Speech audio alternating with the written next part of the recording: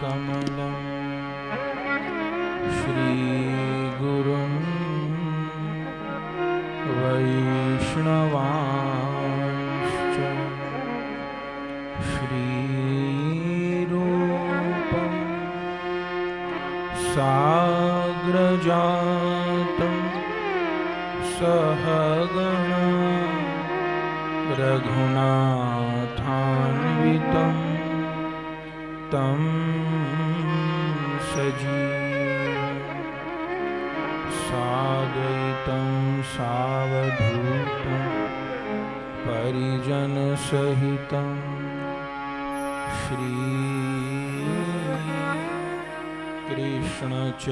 श्रीकृष्णचैतन्य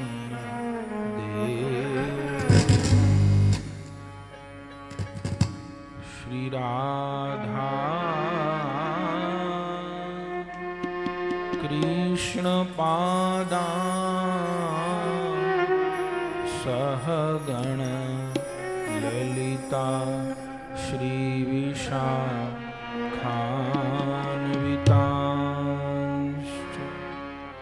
भक्त भक्ति भगवंत गुरु चतुर्नाम वपुए तिनके पद वंदन किए नाशहि विघ्न अनेक। हरे कृष्णा कृष्णा कृष्णा हरे हरे हरे राम राम राम हरे हरे। भजनिताय गौर राधे श्याम जप हरे कृष्णा हरे राम। भजनिताय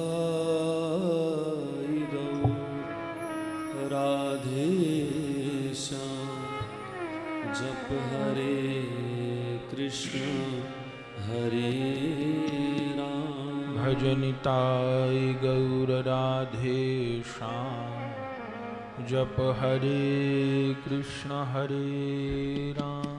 भजनिताय गौर राधे श्याम जप हरे कृष्ण हरे राम। भजनिताय गौर राधे श्याम जप हरे कृष्ण हरे राम। भजनिताय गौर राधे श्याम जप हरे कृष्ण हरे राम।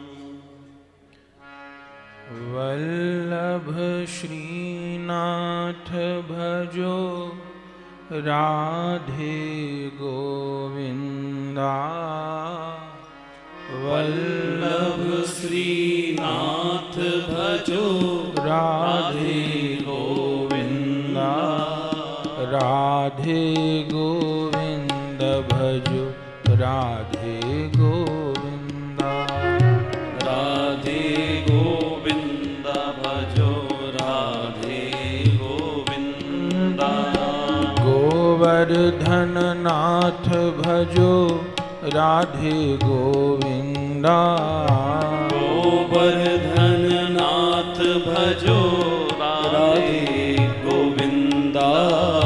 गोवर्धन नाथ भजो राधे गोविंदा।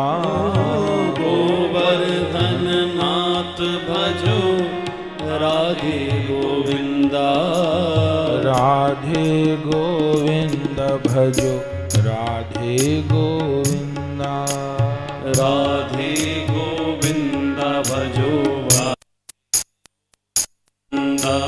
पुरी जगन्नाथ भजो राधे गोविंदा।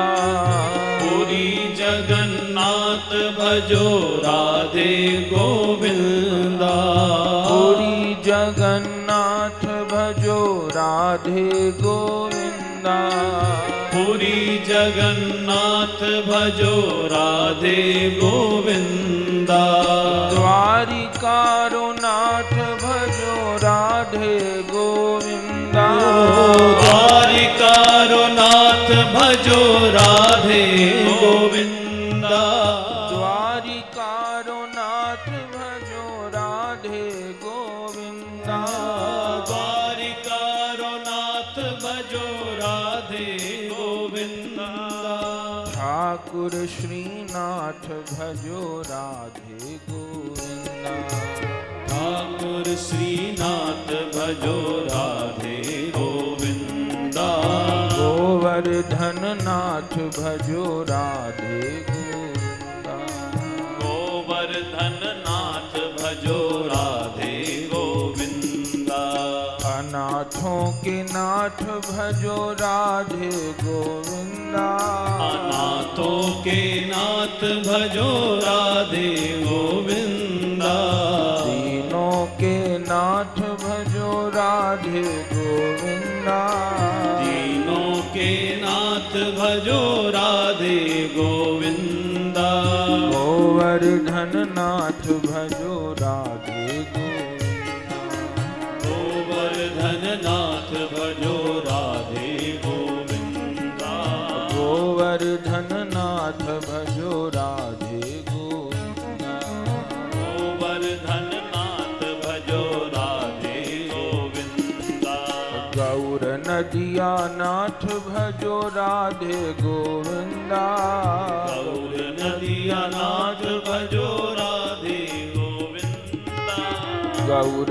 नदिया नाथ भजो राधे गोविंदा गौर नदिया नाथ भजो राधे गोविंदा गोवर्धन नाथ भजो राधे गोविंदा गोवर्धन नाथ भजो राधे गोविंदा पुरी जगन्नाथ भजो राधे गोविंदा पुरी जगन्नाथ भजो राधे गोविंदा प्रभु बद्रीनाथ भजो राधे गोविंदा प्रभु बद्रीनाथ भजो राधे गोविंदा रामेश्वर नाथ भजो राधे गोविंदा रामेश्वर नाथ भजो राधे गोविंदा गोवर्धन नाथ भजो राधे गोविंदा गोवर्धन नाथ भजो राधे गोविंदा गोवर्धन नाथ भजो राधे गोविंदा प्रभु गोवर्धन नाथ भजो राधे गोविंदा प्रभु दीनों के नाथ भजो राधे गोविंदा प्रभु दीनों के नाथ भजो राधे गोविंदा अनाथों के नाथ भजो राधे गोविंदा प्रभु अनाथों के नाथ भजो राधे गोविंदा प्रभु नदिया नाथ भजो राधे गोविंदा प्रभु नदिया नाथ भजो राधे गोविंदा गोवर्धन नाथ भजो राधे गोविंदा प्रभु वर्धन नाथ भजो राधे गोविंदा राधे गोविंदा राधे गोविंदा राधे गोविंदा भजो राधे गोविंदा भजो राधे गोविंदा परम करुण पतित पावन अशरण शरण दीन बंधु नवद्वीप बिहारी श्री निताई गौरहरि सरकार, वृंदावन बिहारी श्री राधा माधव युगल सरकार, श्रीमद राधा रमन चरणदास देव श्री सद्गुरुदेव भगवान की अकारण करुणा के फलस्वरूप श्री गोपाल गिरी जी महाराज के इस पवित्र आश्रम में सायंकालीन सत्र में श्री भक्तमाल कथा के माध्यम से सत्संग लाभ का अवसर हमें प्राप्त हो रहा है और यह भक्तमाल कथा का द्वितीय दिवस है। कल श्री भक्तमाल जी में श्री गोवर्धन नाथ जी के परम भक्त श्री सूरदास जी के बड़े गुरु भाई कुंभन दास जी के चरित्र को हम श्रवण कर रहे थे। आज ठाकुर चार भुजानाथ जी के परम भक्त श्री जयमल जी, जो कि भक्तिमती श्री मीराबाई जी के छोटे भाई हैं। मीराबाई जी के जो पिता थे वे 5 भाई थे। मीराबाई जी के दादा थे राव दूदा जी महाराज, वो मेड़ता के राजा थे। उनके 5 पुत्र थे। बड़े वीरमदेव जी, फिर रायमल, रायसल, चौथे पुत्र थे रतन सिंह जी, 5वें थे पंचायन जी। मीराबाई जी राव दूदा जी के चौथे पुत्र रतन सिंह की पुत्री थी। उनके एक ही संतान थी मीराबाई। और मीराबाई जी के जो सबसे बड़े ताऊ थे वीरमदेव जी, उनके पुत्र थे जयमल जी। मीराबाई जी विक्रम संवत 1561 में आश्विन शुक्ल पूर्णिमा को प्रकट हुई। जिस दिन शरद पूर्णिमा होती है उस दिन मीराबाई जी का आविर्भाव है। और उनके 3 बरस बाद विक्रम संवत 1564 में आश्विन शुक्ल एकादशी को वीरमदेव जी के यहाँ पुत्र का जन्म हुआ, जिनका नाम रखा राव जयमल। ये बड़े पुत्र थे वीरमदेव जी के। उसके पहले उनकी कई कन्याएं थी। घर परिवार में और भी बहुत बच्चे थे, पर मीराबाई जी का सबसे अधिक प्रेम राव जयमल जी से था। और जयमल जी भी अपनी बड़ी बहन मीराबाई के चरणों में बड़ी श्रद्धा रखते थे। मीराबाई उनको राखी बांधती थी, तिलक करती थी।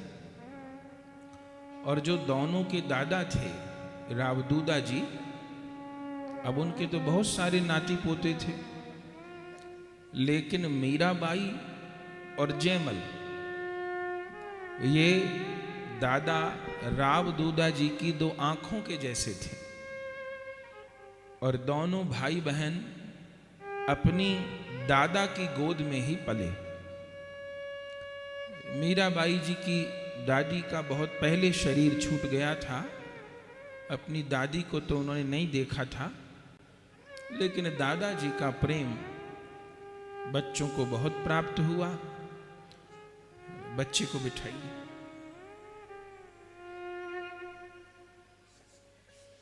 और इन दोनों बालकों में उन्होंने उनका भविष्य देख लिया था। राव दूदा जी बच्चों को कथा सुनाते थे। जब भक्ति का प्रसंग होता तो मीराबाई बड़ी प्रसन्न होती। भक्ति का, प्रेम का प्रसंग सुनाते तो मीराबाई को विशेष आनंद होता। और जब कथाओं में युद्ध की चर्चा आती कि ऐसे भगवान ने उस दैत्य का विनाश किया, उस दैत्य का विनाश किया, तो जयमल जी को विशेष आनंद होता। दोनों भाई बहन साथ साथ ही लगभग बड़े हुए। उसके बाद मीराबाई जी के चरित्र में तो हम सुनते हैं उनकी धारा तो दूसरी ओर चली गई। उनका भगवान के प्रति पति भाव हो गया और फिर 15 वर्ष की आयु में उनका विवाह हो गया और ब्याह के वो चित्तौड़ आ गई। फिर विवाह के भी केवल 11 वर्ष बीते थे। जिस शरीर के साथ मीराबाई जी का विवाह हुआ था राजा भोजराज के साथ में, उनका विवाह के 11 वर्ष बाद ही बाबर के साथ युद्ध करते में शरीर पूरा हो गया। और फिर उसके बाद मीराबाई जी पे बड़े संकट आए। उनके जो शरीर के पति थे मीराबाई के, उन्होंने कोई कष्ट नहीं दिया उनको। आजकल सीरियल बनते हैं मीराबाई से संबंधित पिक्चरें, उनमें सब गलत दिखा देते। एक भाई ने हमको एक दिखाया, उसमें दिखाया गया था कि मीराबाई के जो पति थे वही उनको कष्ट दे रहे थे। बिल्कुल गलत। उनके जो शरीर के पति थे वो तो देवता थे, महापुरुष थे। उन्होंने तो सदा साथ दिया मीराबाई का। मीराबाई जी के जो शरीर के ससुर थे, उनके पति तो गिरधरी गोपाल थे, पर शरीर संबंध में जो ससुर थे उन्होंने भी कष्ट नहीं दिया। मीराबाई की जो अपनी सास थी उन्होंने भी कष्ट नहीं दिया। मीराबाई जी की 4 सास थी। जो छोटी सास थी उनको हांडी रानी कहा जाता है। तो जब भोजराज का देहांत हो गया उसके बाद कष्ट दिए, वो भी छोटी। फिर उसके बाद ससुर का राज रहा, तब भी कष्ट नहीं दिए गए। जयमल जी महाराज तो पुराने समय में चिनाई के लिए नदियों से ही पानी आता था, कोई मोटर पाइपलाइन तो होती नहीं थी। तो बहुत सारे मजदूर लगे थे। तो जो भैंस का बच्चा होता है, पड्डा उसको बोलते हैं, तो उसी की कमर पर पाखाल उसको बोला जाता है, उसमें जल भर के और वो ला रहे थे।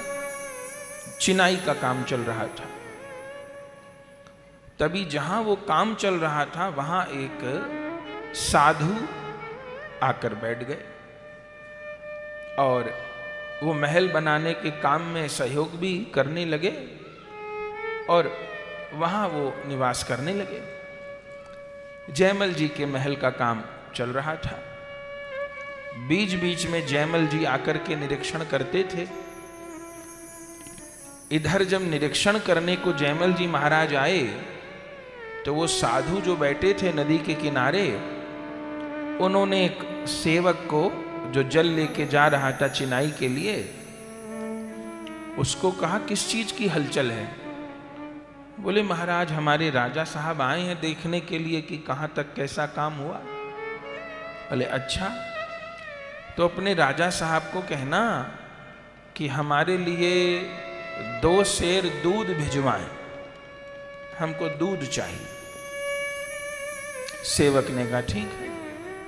और उन्होंने जाकर के, अब वो भोला भाला व्यक्ति था, जाकर के राव जयमल जी को कहा कि महाराज एक साधु आए हैं, कई दिनों से वो रह रहे हैं और उनको पता चला कि आप आए हो, तो उन्होंने कहा राजा को कहना कि मुझे 2 सेर दूध भिजवाएं। अब भगवान की इच्छा, राव जयमल जी को ये बात बुरी लग गई कि और किसी से दूध न मांग करके सीधा राजा से 1-2 सेर दूध की बात कहे, ठीक नहीं। उन्होंने कहा और कोई नहीं मिला उनको दूध मांगने के लिए। सेवक ने कहा महाराज पता नहीं, देखने में तो बड़े सिद्ध महात्मा लगते हैं, और कह रहे थे राजा को जाके कहना। अब राव जयमल जी को जाने मन में क्या भाव आया, उस सेवक को कहा महात्मा बड़ा सिद्ध है तो पड्डे का दूध काढ़ ले, भैंस का जो बच्चा होता है उसका दूध काढ़ ले, ऐसा कहा। और वो सेवक भी बहुत अचंभे में रह गया कि जयमल जी ऐसा क्यों कह रहे हैं। उनका जाके कह देना साधु को। और जाकर के उस नदी किनारे बैठे साधु को कह दिया कि महाराज तो कह रहे हैं ये जो जल ढोने वाला प्राणी है इसी का दूध काढ़ लो, तुम बड़े सिद्ध हो। तो अब वो तो कोई दिव्य महापुरुष थे। तो उन्होंने कहा राजा ने ऐसा कहा है, हमको 2 सेर दूध भी नहीं भेज सकता, तो ठीक है। उसी समय उन्होंने वो जो जल ले जाने वाले थे नर पशु, जैसे स्पर्श किया वो भैंस का जो बच्चा था जो जल ले जा रहा था उसके थन प्रकट हो गए और वहीं महात्मा ने दूध काढ़ लिया और भगवान को भोग लगा के पी लिया। अब तो सब अचंभे में रह गए और जाकर के कहा राव जयमल जी को कि महाराज उसने तो उस बढ़िया से दूध काढ़ लिया। अब तो जयमल जी अचंभे में रह गए और दर्शन करने आए तो देखा उधर पुंड तिलक लगाए कोई सिद्ध महात्मा बैठे हैं। तब उन्होंने उनको आकर के प्रणाम किया और बोले महाराज मेरा आपके प्रति बहुत अपराध हो गया, आप मेरे राज्य में आए और मेरे से दूध मांगा, मैं आपको दूध की भिक्षा भी नहीं दे पाया, मैंने आपको दुर्वचन कहे। उन्होंने कहा कोई बात नहीं, मैं तो तुम्हारी संत निष्ठा की परीक्षा लेने आया था कि साधु संतों के प्रति तुम्हारे मन में कोई भाव है कि नहीं। बोले महाराज मैं तो उसमें अनुत्तीर्ण हो गया, कोई बात नहीं। अब राव जयमल जी वहीं बैठ गए और मन में सोचने लगे मैं क्या करूं, अब मेरे से तो संत अपराध हो गया। तो राव जयमल जी को जब भी कोई बात नहीं सूझती थी, परेशान हो जाते थे कि मैं क्या करूं, तो उस समय वो मीराबाई जी को याद कर लेते थे।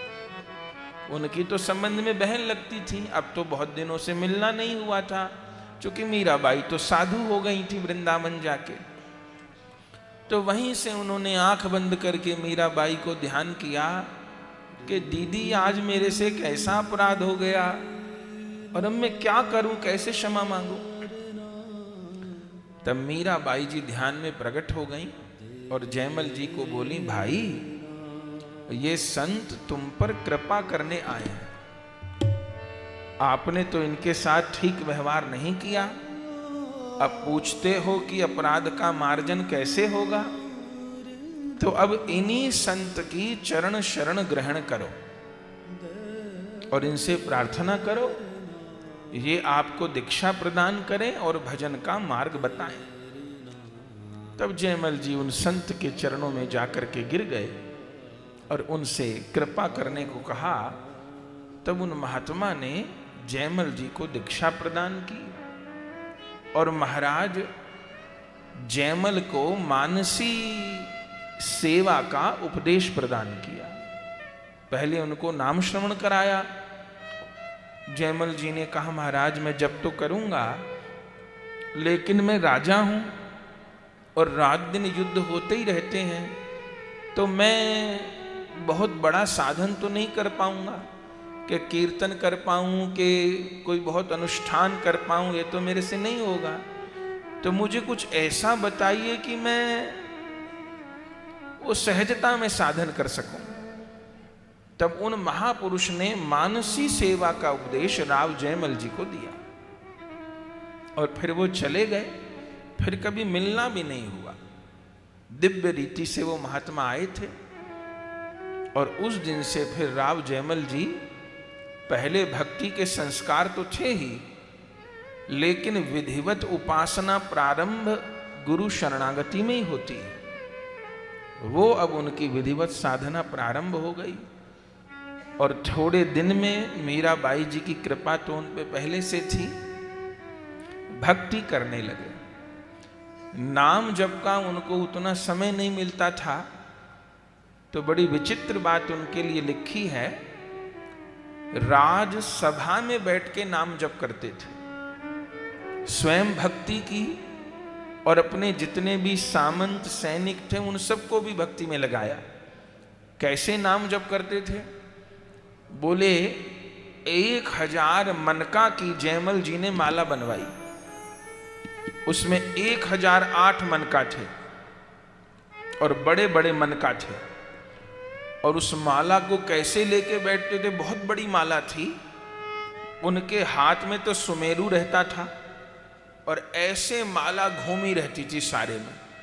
सब सामंतों के हाथ में माला रहती थी और सबके साथ बैठ के नाम जप करते थे। माला ऐसे घूमती रहती थी सभा में और सब मन का सरका के नाम जप करते थे। बड़ी सुंदर रीति उन्होंने निकाली। दूध सब एक साथ लेके जाते थे और फिर आ जाते थे, फिर अपने काम में लग जाते थे। और वो मंदिर में जाने की जो सीढ़ी थी नसैनी, उसकी चाबी थी, वो खुलती थी और बंद होती थी। तो उस चाबी को सदा साथ रखते थे और जाते थे। और इतने कुछ दिन में सिद्ध हो गए राव जयमल जी कि उनको एक प्रहर तक तो होश ही नहीं रहता था। कहां वो 4 घंटे बीत जाते भाव समाधि में सेवा करते करते। रात को शयन करते थे, उस समय भी प्रभु की लीला का चिंतन करते करते सोते। उन राव जयमल जी की बड़ी रानी थी, तो उनके मन में आता था कि ये मेरे पति जाते हैं वहां चढ़ कर के, ऐसा वहां क्या है? कभी किसी को जाने नहीं देते, खुद ही वहां सफाई करते हैं, रहते हैं, सेवा करते हैं। मैं देखूं तो सही क्या है। कौतूहल उनको हो गया, लेकिन इतनी हिम्मत नहीं कि जयमल जी को कह दें। तो एक बार रात के समय रानी ने जुक्ति की। राव जयमल विश्राम कर रहे थे, उनके सिरहाने के नीचे चाबी थी उस पेचदार नसैनी की। और सोने के बाद उन्होंने धीरे से निकाली रानी ने और पहुंच गई वहीं एक खंबे के महल पे और खोली नसैनी और नसैनी से चढ़ गई ऊपर महल पर। और जो भीतर गई देखा बड़ी दिव्य शोभा हो रही है, दिव्य सुगंध, दिव्य सुंदरता, दिव्य परिवेश। और कौतूहल हुआ और देखते देखते वो ठाकुर जी के गर्भगृह तक पहुंच गए, जहां शैया लगाते थे। मानसी सेवा करते थे तो शैया लगा करके और आ जाते थे। चाबी अपने पास रखते हो। आज मैं आपको बिना बताए चाबी लेकर के गई महल में। क्या देखा? मैंने देखा कि उस शयन कक्ष में शैया पर एक 14-15 बरस का कोई श्याम किशोर लेटा है। बस सुनते ही जयमल जी हा रघुनाथ, हा गोविंद, हा श्याम सुंदर कहते कहते मूर्छित हो गए। रानी दौड़ करके मुख में जल दे रही हैं, अबा कर रही हैं। जैसे तैसे जयमल जी भाव समाधि से बाहर आए और रानी के पांव पकड़ने लग गए। रानी ने कहा, महाराज आप क्या करते हो? आपकी कृपा से तो आज मुझे इतना अद्भुत दर्शन हुआ, पर कष्ट मुझे इस बात का है कि उस 14-15 बरस के किशोर को वहां बंद क्यों कर रखा है ऊपर? न नीचे आने देते हो, न टहलने देते हो, बंद क्यों कराते हो ताले में? अरे कोई कितनी देर तक एक कोठरी में बैठा रहेगा, भले महल हो, बंद क्यों कराते हो? अब जयमल जी ने रोते रोते कहा, देवी मैं तो किसी को बंद करके नहीं आता। मेरे गुरु ने तो मुझे मानसी सेवा बताई थी।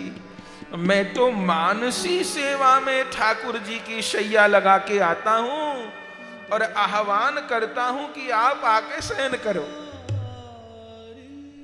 शयन करो। जैसे गोवर्धन नाथ जी है ना, मंगला तो होती है मंदिर में शयन नहीं होता, क्योंकि ये भावना है कि गोवर्धन नाथ जी प्रतिदिन गिरिराज जी में जाके शयन करते हैं। आज भी गिरिराज जी में गोवर्धन नाथ जी की शैया लगती है। ये भावना है कि श्रीनाथ जी प्रतिदिन गिरिराज जी जाते हैं। अखंड ब्रजवासी है ना। अखंड ब्रजवासी किसको कहते हैं? जो रात कहीं न गुजारे, दिन में कहीं जाए पर रात को आ जाए। अब अजब बाई के कहने से उन्हें यहां भी आना था नाथ द्वारा, और गिरिराज जी के भक्तों के कारण गिरिराज जी भी रहना था। तो रसिकों की भावना है कि प्रतिदिन रात्रि को शयन श्रीनाथ जी गिरिराज जी में ही जाके करते हैं। आज भी गिरिराज जी में प्राकट्य स्थल पर शैया लगती है गोवर्धन नाथ जी की। गोवर्धन नाथ जी आके शयन करते हैं। तो भाव राज्य ही तो है। जो जितना भाव राज्य से जुड़ता है उसको उतने अनुभव भी होते हैं। और राजा ने कहा रानी को, मैं तो भावना में शयन करा के आता था, तो धन्य है आज तुझको प्रभु ने साक्षात दर्शन दे दिए। रानी ने कहा महाराज मैंने कोई भजन भक्ति नहीं की, ना मेरे भाग्य में दर्शन थे। ये दर्शन तो आपके भाव की सिद्धि है। ठाकुर जी भक्त गिरा सांची करन, चार युग चतुर्भुज सदा भक्त गिरा सांची करन। आपकी वाणी को भगवान ने सत्य किया। आपने कहा कि ठाकुर जी यहां विश्राम करते हैं तो करते हैं। राजा रानी दोनों विभोर हो गए। धीरे धीरे करके समय बीता और परम भक्त राव जयमल जी, लेकिन उसके साथ जीवन भर राव जयमल जी युद्ध भी करते रहे। अभी हमने सुना वो जितने बड़े भगवत भक्त उतने बड़े राष्ट्र भक्त। और उस समय जो समय था भारत का, मुगलों से राजपूतों के लगातार युद्ध हो रहे थे। और राजपूतों में भी एक कमी थी। राजपूत शूरवीर तो बहुत थे, मुगल लोग कांपते थे, लेकिन कमी ये रही कि राजपूत एक नहीं हो पाए। राजस्थान के जो राजपूत थे वीर तो इतने कि गो के लिए, ब्राह्मणों के लिए, स्त्री के लिए, धर्म के लिए प्राण दे दें, लेकिन एक नहीं हो पाए। वो अपने अपने रजवाड़ों में अपनी अपनी सुख सुविधा में खोए रहे, एक नहीं हो पाए। और इसी का मुगलों ने लाभ उठाया। उन्होंने कुछ राजपूतों को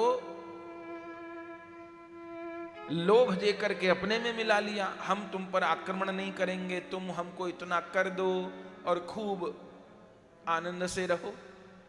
तो जो मिल गए राजपूत लोग, जैसे भारमल जैसे, जो उनकी तो कोई हानि नहीं हुई, लेकिन जो नहीं मिले, जिन्होंने मुगलों की अधीनता स्वीकार नहीं की, राणा सांगा जी जैसे, महाराणा प्रताप जी जैसे, जयमल जी जैसे, बप्पा रावल जी जैसे, तो उनसे सीधे सीधे मुगलों के संघर्ष हो गए। बहुत बार यह प्रयास किया गया कि सब राजपूत एक हो जाएं। यदि राजपूत एक हो जाते तो मुगलों को तो खदेड़ देते, पर एक नहीं हो पाए। ये कमी तब भी थी और ये कमी आज भी है। तो मेड़ता के राजा थे जयमल जी, उनका जोधपुर के नरेश मालव नरेश से विरोध चलता था। जो मालव नरेश थे वो जोधपुर के राजा थे। जोधपुर बहुत दूर तो नहीं है, तो वो आक्रमण करते थे। उनको मेड़ता चाहिए था। वो जयमल जी को झुकाना चाहते थे। इतिहास में लिखा है कि 22 बार जोधपुर के राजा ने मेड़ता पर आक्रमण किया। मुगल लोग उकसाते थे, वो आक्रमण कर देता था,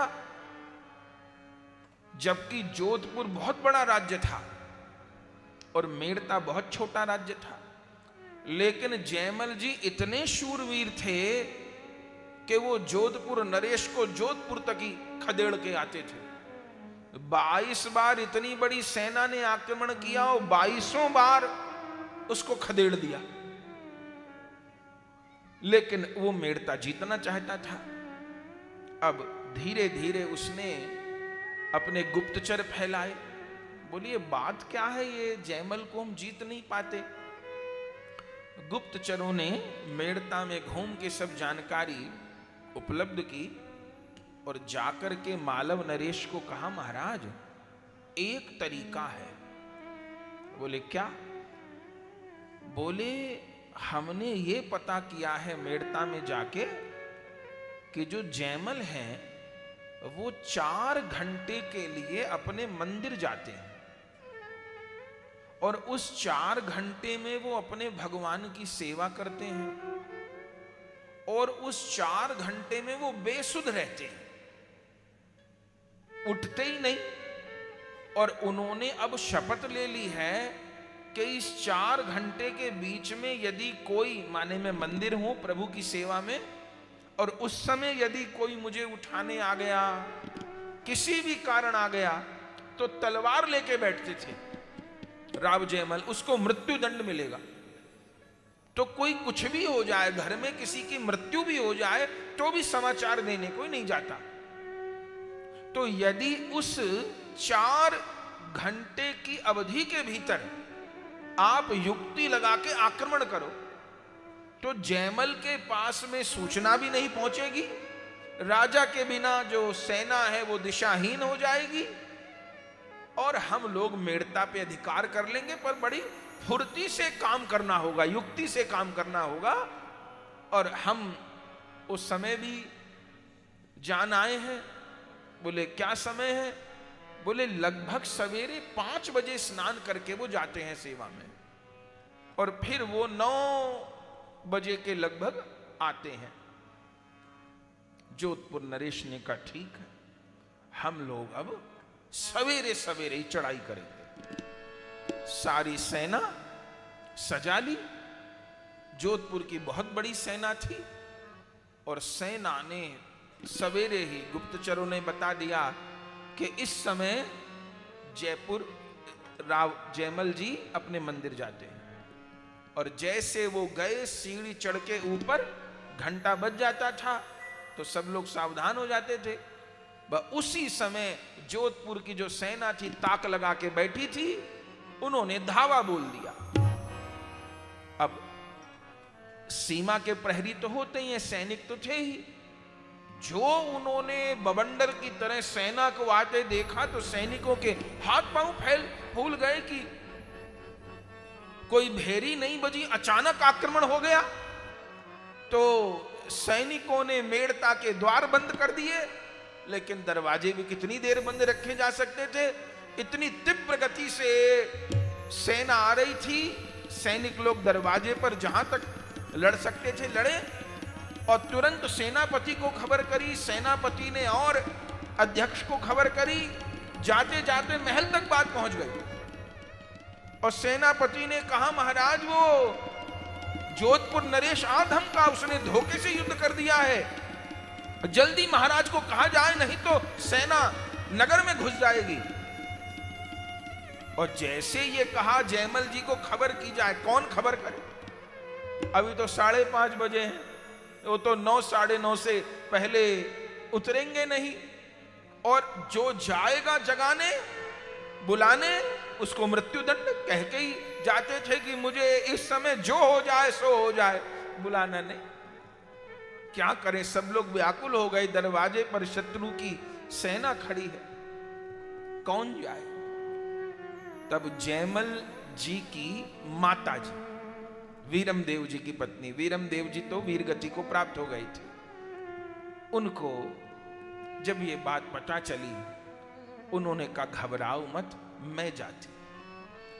ज्यादा से ज्यादा यही तो होगा कि जयमल ने शपथ ली है तो मुझे मृत्यु दंड मिलेगा। अरे मैं मर जाऊंगी तो कोई हानि नहीं होगी, पर हमारा देश बचना चाहिए, हमारा स्थान बचना चाहिए। तब वो गई हैं सीढ़ी लगा करके जयमल जी की मां, और बस बाहर से शोर मचाते, बेटा आओ, बेटा आओ, शत्रुओं ने आक्रमण कर दिया, बेटा आओ, शत्रुओं ने आक्रमण कर दिया। और जैसे वो जाकर के जाने लगी अंदर से आवाज आई, हरि सब भली करे।